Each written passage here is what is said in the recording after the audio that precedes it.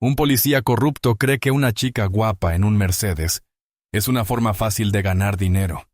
Así que le rompe la ventana, y ella se niega a sobornarlo. Cree que le está dando una lección a un niño rico, pero la verdadera lección está a punto de ser impartida por un padre con una placa de alto rango de la ciudad. ¿Dónde lo ves hoy? Suscríbete y toma asiento porque la trampa está a punto de tenderse en una tranquila calle de Data. El sol de la tarde, cálido para un otoño en Washington, D.C., se filtraba a través de la escasa vegetación del parque Rock Creek, salpicando el capó del Mercedes Clase C de Isabella Rossi, con patrones cambiantes de luz y sombra. El suave zumbido del motor alemán era un contrapunto relajante para la jerga legal que aún resonaba en su cabeza tras una sesión de estudio de 3 horas sobre procedimiento civil. A sus 24 años y en su último año en la Facultad de Derecho de Georgetown, Izzy se sentía más a gusto en una biblioteca que al volante de un coche de lujo, pero el vehículo había sido un regalo de graduación de su padre. Un hombre cuyo amor a menudo se expresaba con gestos de protección que ella no siempre deseaba. Aún así, no podía negar que el suave y silencioso viaje era un bienvenido amortiguador contra el movimiento perpetuo de la ciudad. Estaba tarareando un podcast sobre casos emblemáticos de la Corte Suprema, cuando un repentino destello de luces rojas y azules llenó su espejo retrovisor. El corazón le dio un pequeño vuelco, la reacción instintiva de cualquier conductor, pero se calmó enseguida. Iba al límite de velocidad. Su matrícula estaba al día. Hizo la señal, se detuvo en el arcén de grava del tranquilo camino de acceso y estacionó el coche. El agente que salió del coche patrulla era la viva imagen de una autoridad cansada. Era un hombre de unos 40 y tantos años, corpulento de cintura para arriba, con el rostro siempre ceñudo. Llevaba el uniforme arrugado y sus movimientos eran lentos y pausados, como si el peso de sus años en la policía fuera una carga física. Se acercó a la ventana, con la mano apoyada con indiferencia en la culata de su arma. Izzy bajó la ventanilla del copiloto. «Licencia y matrícula», gruñó, sin mirarla a ella, sino recorriendo el salpicadero pulido, los asientos de cuero, el bolso de diseño en el asiento del copiloto, donde se leía en la etiqueta F. Miller. «Claro, agente», dijo Izzy con voz tranquila y educada. Sacó los documentos de la guantera. Al entregárselos, sus dedos rozaron los de él. Su piel estaba áspera y fría. El agente Frank Miller se tomó su tiempo. Escaneó su licencia, con los labios curvados en una leve mueca de desprecio. Isabella Rossi. Georgetown. ¿Eh? Papá te compró este auto por sacar buenas notas. Izzy tensó la mandíbula, pero mantuvo una expresión neutral. Fue un golpe familiar. La suposición de que su vida era una serie de dones inmerecidos. ¿Hay algún problema, agente? ¿Iba a exceso de velocidad? Miller ignoró la pregunta y le devolvió los documentos.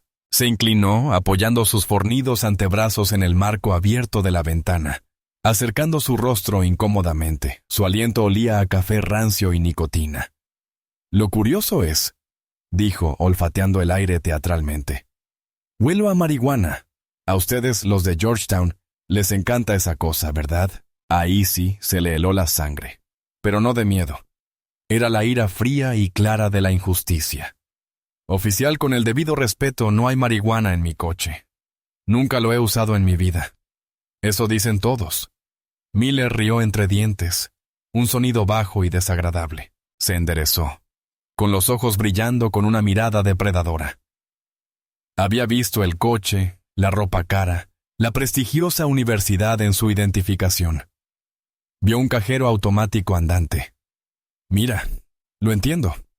Una chica guapa como tú no quiere tener antecedentes por posesión. Es difícil conseguir trabajo, sobre todo para un abogado de lujo».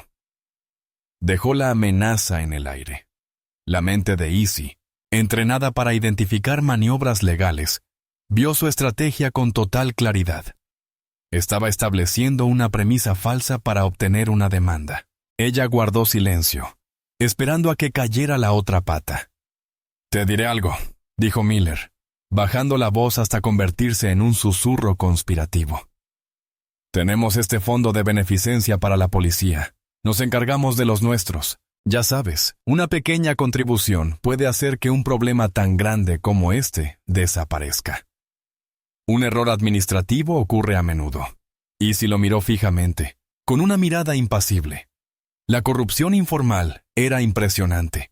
Ni siquiera intentaba ocultarla. En ese momento, se sentía con derecho a ella. Ella no era solo una estudiante de derecho.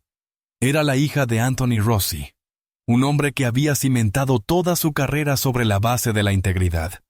La vergüenza que sentía no era por ella misma, sino por la placa que Miller estaba deshonrando. Su mano derecha, oculta a su vista bajo la línea de la ventanilla, se movió lentamente hacia su teléfono en el portavasos de la consola central.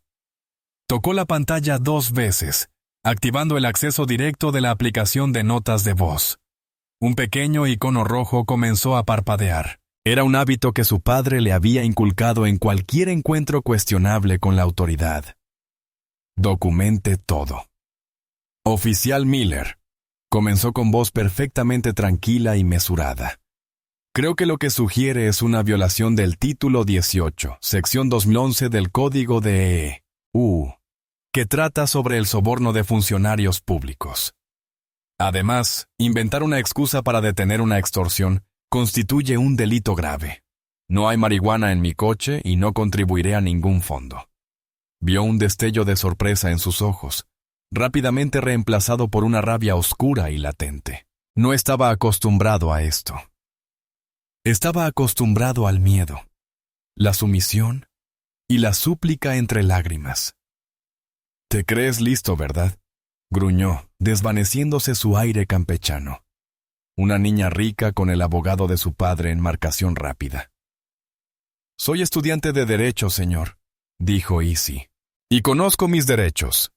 También conozco sus obligaciones. Si quiere registrar mi vehículo, necesitará una orden judicial o una causa probable, que no tiene. Así que, si hemos terminado aquí, me gustaría irme. De lo contrario, solicitaré su número de placa y la presencia de su oficial supervisor». El desafío quedó al descubierto. Por un momento, quedaron en un punto muerto, el policía corrupto y amargado, y el inquebrantable estudioso de la justicia. El rostro de Miller se puso rojo como una nube. Miró su rostro desafiante, y luego el reluciente emblema de Mercedes en el volante, y algo en su interior se quebró. Esta chica con su vida perfecta, su coche perfecto y su perfecto conocimiento de la ley le estaba escupiendo en la cara. Era todo lo que él resentía. Obligaciones. Escupió la palabra como si fuera veneno. «Te mostraré mis obligaciones». Bajó la mano del cinturón, pero no buscó su pistola ni su porra. Buscó una sólida barra de acero metida en una trabilla de su cinturón de servicio. Su superficie era oscura y opaca. Era una pieza personal, pesada y brutal. Easy abrió los ojos de par en par. La reconoció como un arma prohibida, algo que un oficial solo llevaría para intimidar. Estaba fuera de sí. Era un animal acorralado y estaba a punto de arremeter. La tranquila tarde en el parque estaba a punto de romperse. El mundo pareció ralentizarse por un instante. Easy vio los músculos del hombro de Frank Miller tensarse, el bastón de acero, una mancha oscura contra el brillante cielo otoñal. No hubo tiempo para estremecerse, ni para gritar. Solo se oyó el repugnante crujido resonante del hierro macizo al romperse el cristal de seguridad. La ventana no solo se rompió, sino que explotó. Una ola cristalina de diminutos cubos de vidrio impactó en la cabina, salpicando el rostro, los brazos y el cabello de Easy. El sonido fue una onda expansiva, ensordecedora en el espacio cerrado. Por una fracción de segundo, se sintió desorientada. El aire estaba impregnado del olor a ozono y de la furia de Miller. Un pequeño y agudo pinchazo en la mejilla la devolvió a la realidad. La tocó y sus dedos se desprendieron con una mancha de sangre, y antes de que el último fragmento de vidrio tintineara sobre el asiento de cuero. El brazo de Miller atravesó el marco destrozado. Buscó a tientas la cerradura, la abrió y la abrió de par en par. ¡Sal del coche ya!, rugió con furia. La agarró del brazo, clavándole los dedos en el bíceps con fuerza demoledora. La sacó del asiento del conductor, con las piernas enredadas al tropezar en el arcén de grava. Lo repentino de todo le provocó una punzada de miedo puro y primario.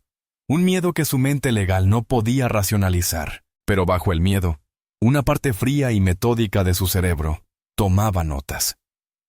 Fuerza excesiva, agresión, detención ilegal. Su teléfono, aún en el portavasos, captaba cada gruñido, cada maldición, cada sonido incriminatorio. ¿Quieres citar la ley, mocosa?, se burló Miller, empujándola contra el lateral del Mercedes. El metal estaba frío contra su espalda. Le retorció el brazo por detrás con una eficacia dolorosa y practicada. Aquí tienes una nueva. Resistencia al arresto. Obstrucción a la justicia.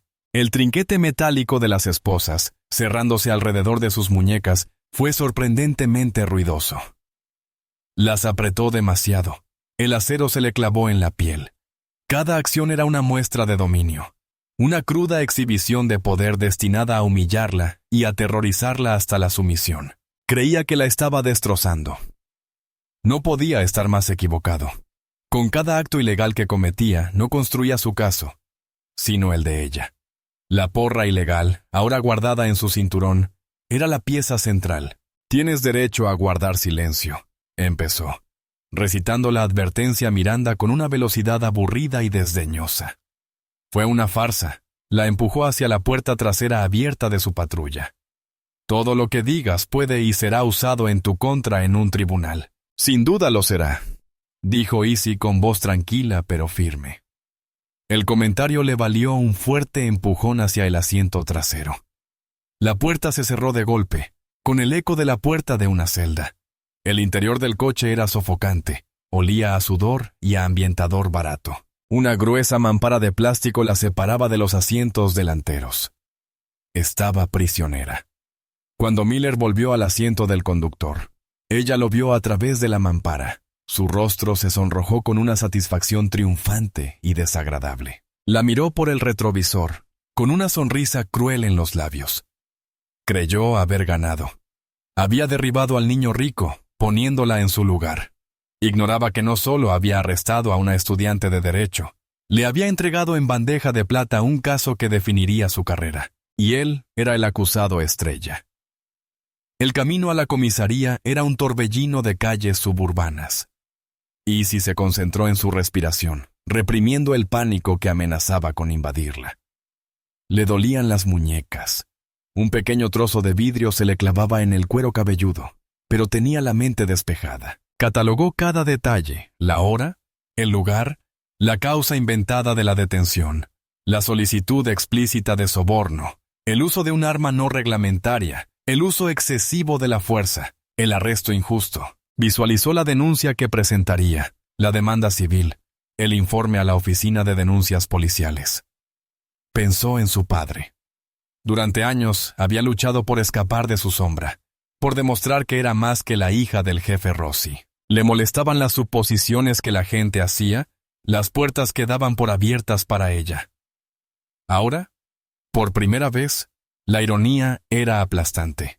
Era la única vez que su posición podía ayudarla sin dudarlo. Estaba decidida a luchar contra esto en sus propios términos, usando las herramientas que él le había dado sin querer. Un profundo respeto por la ley y una voluntad de hierro. La llamada no sería una súplica de rescate. Sería una notificación. Cuando llegaron a la puerta de salida de la estación del Cuarto Distrito, un edificio de ladrillo bajo y sombrío que parecía no haber sido renovado desde la década de 1970. Miller apagó el motor. Se dio la vuelta, clavándose de nuevo en ella a los ojos por el retrovisor. «Bienvenida al mundo real, princesa», dijo con la voz cargada de veneno. «Tus libros de derecho no te servirán de nada». Easy no dijo nada. Simplemente sostuvo su mirada con expresión indescifrable. Tenía razón en una cosa. Sus libros de derecho no la ayudaron. Pero la grabación de su teléfono, la sangre en su mejilla y la porra ilegal en su cinturón estaban a punto de convertirse en su peor pesadilla. El aire dentro de la comisaría del cuarto distrito era denso y viciado, una potente mezcla de limpiador industrial, café quemado y un tenue olor subyacente a desesperación humana. Las luces fluorescentes zumbaban en el techo, proyectando un resplandor estéril y poco favorecedor sobre la pintura beige descascarada y los desgastados suelos de linóleo. Era un lugar donde la esperanza se perdía, y el oficial Frank Miller lo recorría como un rey en su castillo en ruinas. Paseó a Izzy por el bullpen principal, una mano agarrando sus brazos esposados, la otra gesticulando con teatralidad. «Miren lo que tenemos aquí, chicos. Una princesa de Georgetown, que se cree por encima de la ley». Se resistió al arresto. Algunos oficiales levantaron la vista de sus escritorios. No hubo expresiones de preocupación ni curiosidad profesional, solo sonrisas burlonas y miradas cansadas y cínicas. Un policía más joven silbó en voz baja. Otro, un sargento corpulento con bigote de colador de sopa, simplemente negó con la cabeza y volvió a su papeleo. Esto era ruido de fondo para ellos. Otra muesca en el cinturón de Miller. Izzy se dio cuenta, con un presentimiento, de que este no era solo un problema de Miller. Era una corrupción cultural. No era una anomalía. Era producto de un entorno donde este comportamiento se toleraba, quizás incluso se fomentaba. Eran una manada, y él era uno de los suyos. Su elegante apariencia en la historia de la ventana rota de un Mercedes solo confirmaba sus prejuicios. Otro niño rico con derecho a todo probando la realidad. «Llévenla a la sala de interrogatorios 2», gruñó el sargento bigotudo sin levantar la vista. Miller empujó a Izzy por un pasillo corto hasta una pequeña habitación sin ventanas. El espacio no contenía más que una mesa de metal atornillada al suelo y 3 sillas. Las paredes estaban cubiertas de marcas y algunas manchas tenues e inidentificables. La empujó hacia una de las sillas y se inclinó sobre la mesa, su rostro cerca del de ella. «Ahora», dijo con un gruñido bajo, «podemos hacerlo por las buenas o por las malas. Tú cooperas. Admite que te mostraste agresivo, que tenías drogas. Quizás podamos llegar a un acuerdo. Sigue con tu papel de abogado. Y te voy a castigar duramente. Obstrucción, resistencia a la agresión a un policía. Me sentí amenazado. Mi palabra contra la tuya». Su confianza era absoluta aquí en este estrado. Él era la ley. Se creía intocable. Izzy simplemente miró el espejo de doble cara en la pared detrás de él, sabiendo que probablemente nadie la observaba, solo fingía. Permaneció en silencio. «¿Nada que decir ahora?», la burló.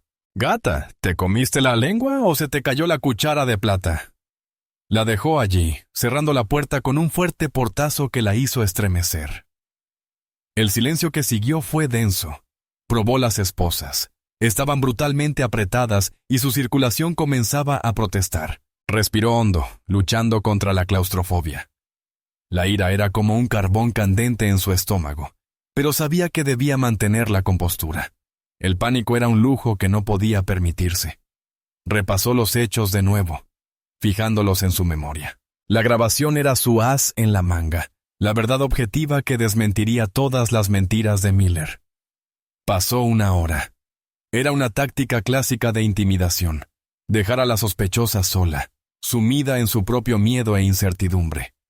Querían que se derrumbara, que se volviera dócil, pero Izzy no era una sospechosa típica. Aprovechó el tiempo para observar su entorno, para escuchar los sonidos apagados del bullpen, las risas, los teléfonos sonando, la vida cotidiana de la comisaría continuando como si ella no existiera. Era solo otro papeleo por procesar. Finalmente, la puerta se abrió de nuevo. Era Miller con un portapapeles. «Muy bien, tomemos su declaración», dijo, sentándose frente a ella. No tenía bolígrafo. Fue otra obra teatral. «Te llaman una vez. ¿Quién será? Mamá, papá, algún abogado carísimo que te va a decir que te declares culpable». Se recostó, cruzándose de brazos, disfrutando de su poder. «Vamos». El teléfono está en el escritorio del sargento. Seré amable y te marcaré. Este era el momento, el punto de inflexión. Había soportado la agresión, la humillación, el aislamiento. Ahora era el momento de actuar. «Mi padre», dijo con voz clara y sin emoción. Miller soltó una breve carcajada. «Papá será, lo sabía. Espero que tenga mucho dinero. Isabela, tu fianza va a ser muy alta». La condujo de vuelta al escritorio principal, donde el sargento del bigote, cuyo nombre en la placa decía Sargento O'Malley, estaba hablando por teléfono con quien parecía ser su exesposa. Miller lo interrumpió. «Sargento, la princesa necesita hacerle una llamada a papá». Ali le lanzó a Izzy una mirada de puro enfado. Colgó el teléfono de golpe y le acercó un teléfono de escritorio mugriento. «Una llamada, que sea rápida». Miller estaba de pie junto a ella, con los brazos cruzados y una sonrisa de suficiencia dibujada en el rostro. Izzy cogió el auricular con las manos esposadas. Se sabía el número de memoria. Era el móvil personal de su padre. Le recitó los 10 dígitos a Miller, quien los marcó con exagerada lentitud. El teléfono sonó 1, 2 veces. Rosie. Una voz profunda y sensata contestó al otro lado. Al oír el nombre, el sargento Ali, que estaba empezando con nuevos trámites, se quedó paralizado. Levantó la cabeza de golpe, con los ojos muy abiertos. Miró a Izzy, luego al teléfono, y luego de nuevo a Izzy. Se quedó pálido. Había oído ese nombre en las reuniones, y lo había leído en los memorandos oficiales de todo el departamento durante los últimos 5 años. Solo había un Rosie que importaba en el Departamento de Policía Metropolitana de Washington, D.C. «¿Papá?», dijo Izzy al receptor. «Soy Izzy. Estoy en la comisaría del 4º distrito. Ha habido un incidente». La sonrisa de Miller se desvaneció. Miró a Ali, cuya expresión había pasado del enfado al pánico absoluto. El sargento sacudía la cabeza frenéticamente, haciendo un gesto de cesar con la mano en la garganta, pero era demasiado tarde. Miller estaba pensando en algo. Rosie. Isabela Rosie. Había visto el nombre en la licencia, pero no le había hecho caso. Era un nombre común, pero el terror en el rostro de su sargento no tenía nada de común. «Quédate ahí, Isabela», dijo la voz en el teléfono. Y ya no era solo la voz de un padre. Era la voz de una orden, fría como el hielo. «No digas ni una palabra más a nadie. Voy para allá». La línea se cortó. Izzy volvió a colocar el auricular en su lugar. Todo el bullpen, que antes era un murmullo de actividad, estaba ahora inquietantemente silencioso. Todos los policías que habían oído el nombre la miraban fijamente, con sus sonrisas y expresiones cínicas reemplazadas por un creciente horror colectivo. Frank Miller la miró, con el rostro convertido en una máscara de incredulidad. «Rosie», susurró, apenas audible. «Como el jefe Anthony Rosie». Izzy simplemente sostuvo su mirada y asintió lenta y deliberadamente. El castillo del rey estaba a punto de derrumbarse a su alrededor.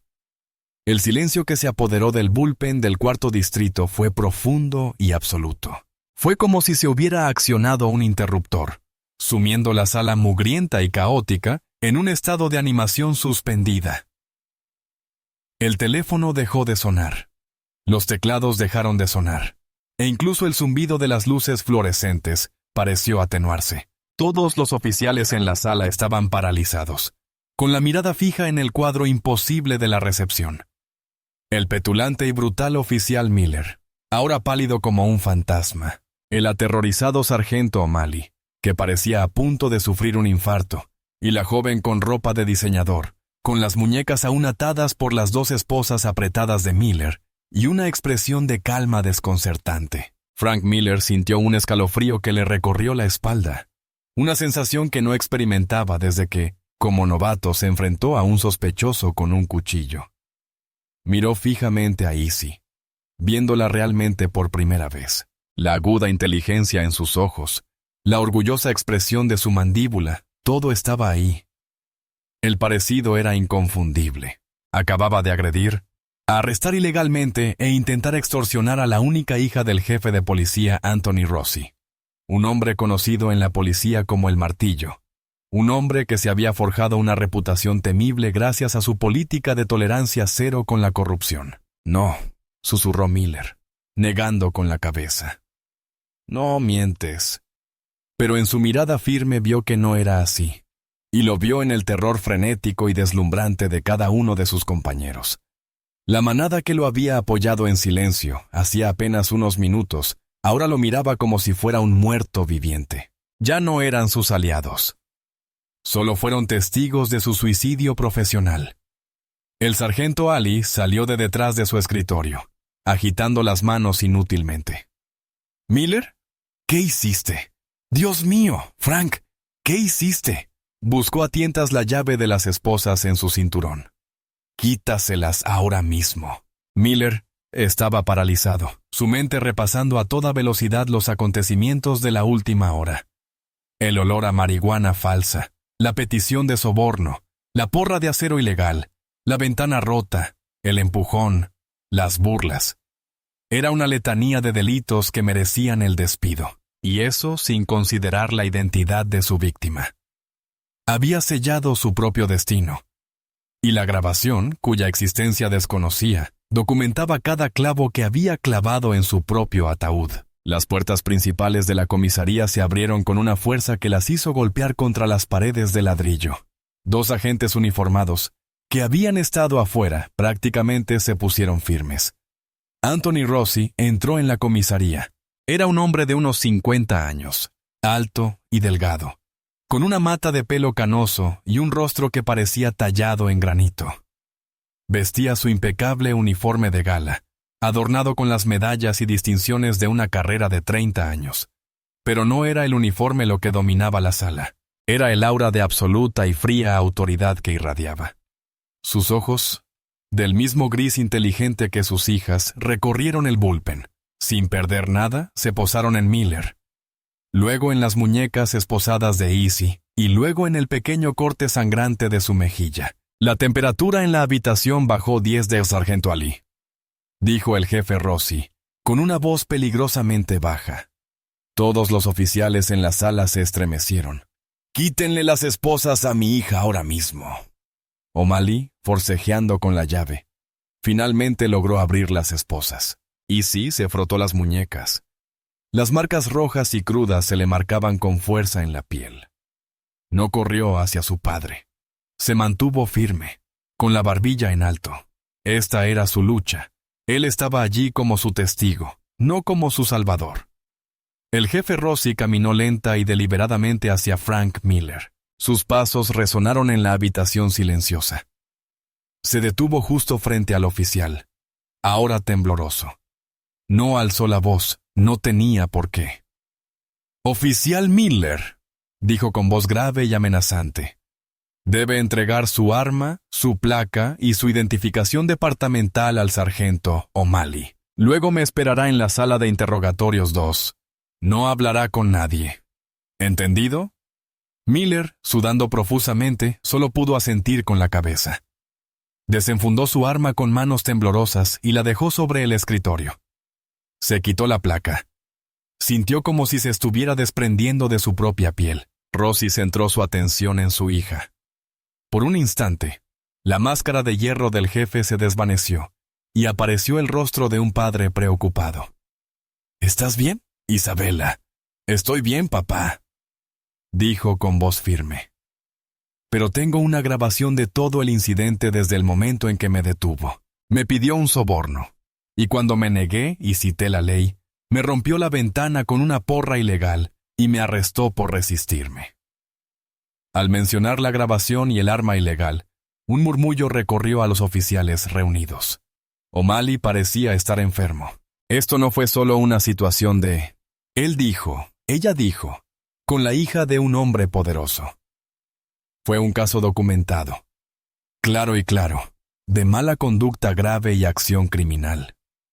La mirada del jefe Rossi se endureció de nuevo al volver a la sala. «Quiero a asuntos internos aquí en 10 minutos.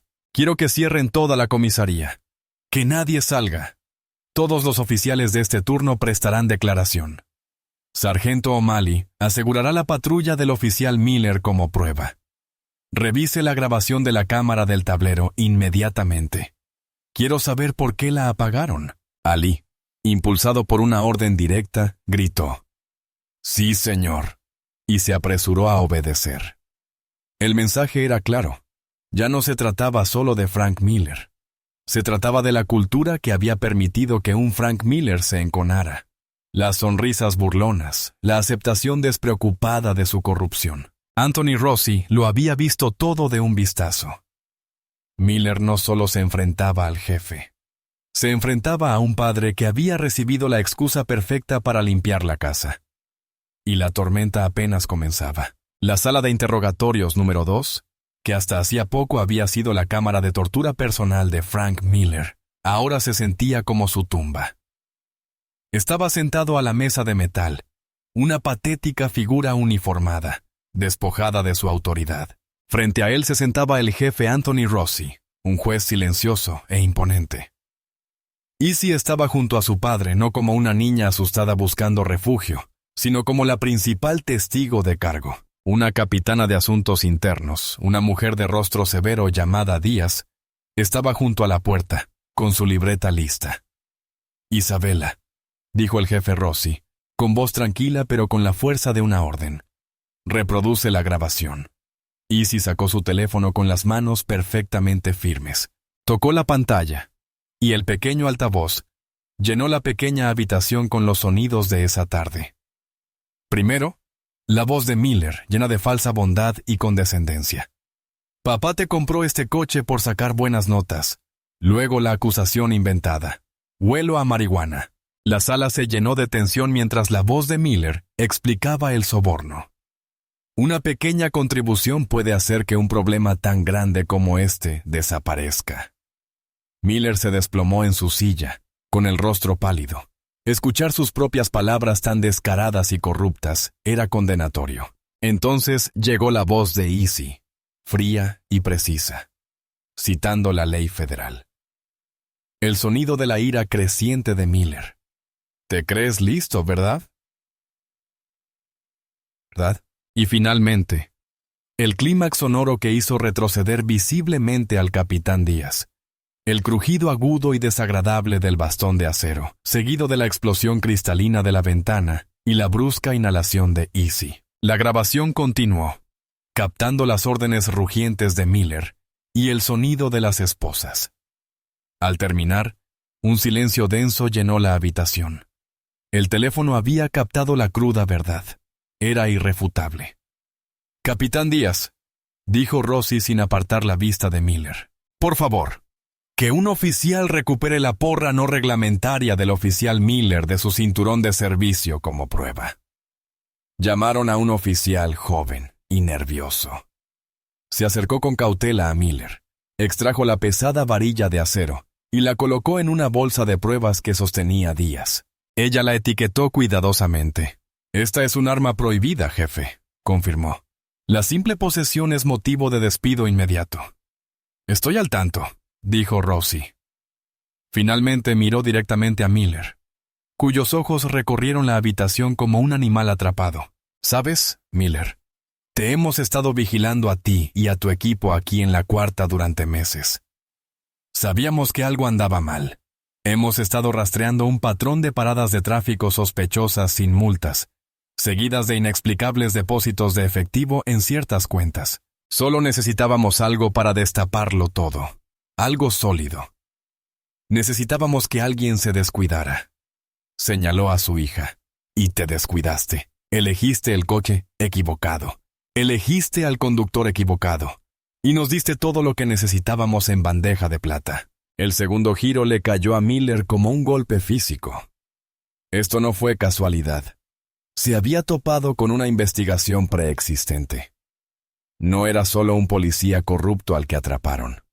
Él era la clave que desvelaría una conspiración mucho mayor. Sin darse cuenta, se había convertido en el testigo estrella contra sí mismo y sus amigos. «Eres una vergüenza para este uniforme», dijo Rossi. bajando la voz hasta convertirse en un susurro bajo e intenso.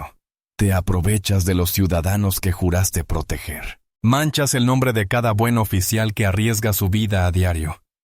Estás acabado. Se volvió hacia Díaz. ¿Capitán? Léale sus derechos. Acusarlo de agresión con arma mortal, extorsión, malversación de fondos y presentación de una denuncia policial falsa. Quiero que lo procesen aquí. Quiero que todos los oficiales de este edificio vean lo que pasa cuando olvidan a quién sirven. Cuando el capitán Díaz comenzó la advertencia a Miranda, las mismas palabras que Miller le había escupido a Easy con tanto desprecio, el oficial destrozado rompió a llorar. No eran lágrimas de remordimiento, sino de autocompasión. Sus patéticos sollozos fueron la prueba definitiva de su carácter. Los acontecimientos que siguieron se sucedieron con rapidez. Miller fue despedido y acusado formalmente. Las imágenes de la cámara del tablero de su auto estaban, como Rossi sospechaba, convenientemente alteradas, pero no importó. La grabación de audio era irrefutable, enfrentada a un proceso penal y a una montaña de pruebas. Miller confesó, implicando al sargento O'Malley y a otros 2 oficiales, en una larga trama de extorsión. Fue el comienzo de una limpieza masiva del cuarto distrito. Easy, representada por uno de los mejores abogados de derechos civiles de la ciudad, presentó una demanda. Miller, despojado de su pensión y al borde de la ruina financiera, llegó a un acuerdo rápidamente. Se le ordenó pagar $40,000 en daños y perjuicios por la destrucción de su auto, la agresión y la angustia emocional. Pero Easy no tenía intención de quedarse con el dinero. El día que se cobró el cheque, estaba hablando por teléfono con la clínica pro bono de su facultad de Derecho, sentando las bases de una nueva iniciativa. El Fondo Rossi para la Responsabilidad Policial. Una organización sin fines de lucro dedicada a brindar representación legal gratuita a las víctimas de mala conducta policial que no podían pagar un abogado. Semanas después, estaba con su padre en las escaleras del juzgado, con el horizonte de Washington, D.C. a sus espaldas. La prensa había pasado página. El escándalo ya era cosa del pasado. Estoy orgulloso de ti, dijo Anthony Rossi en voz baja. No porque atraparas a un policía corrupto, sino por cómo lo hiciste. No solo usaste mi nombre, usaste la cabeza, usaste la ley. Easy miró a su padre, y no vio al imponente jefe de policía, sino al hombre que la había criado. Me enseñaste que la ley debe ser un escudo para los inocentes, no una espada para los poderosos, y lo acabas de demostrar, dijo. Una rara sonrisa genuina se dibujó en sus labios. Vas a ser una abogada excepcional, Isabela. En ese momento, Easy finalmente se liberó de su sombra, no por huir de ella, sino por estar a su lado como su igual. No había ganado por ser la hija del jefe. Había ganado porque se negó a ser una víctima. Había enfrentado la corrupción, y armada solo con su conocimiento y su coraje, había obligado al sistema a corregirse, asegurando que la próxima persona a la que Miller intentara intimidar tuviera voz, un defensor y la oportunidad de obtener justicia. Esta historia sirve como un poderoso recordatorio de que la justicia no es un concepto pasivo. Debe lucharse activamente por ella.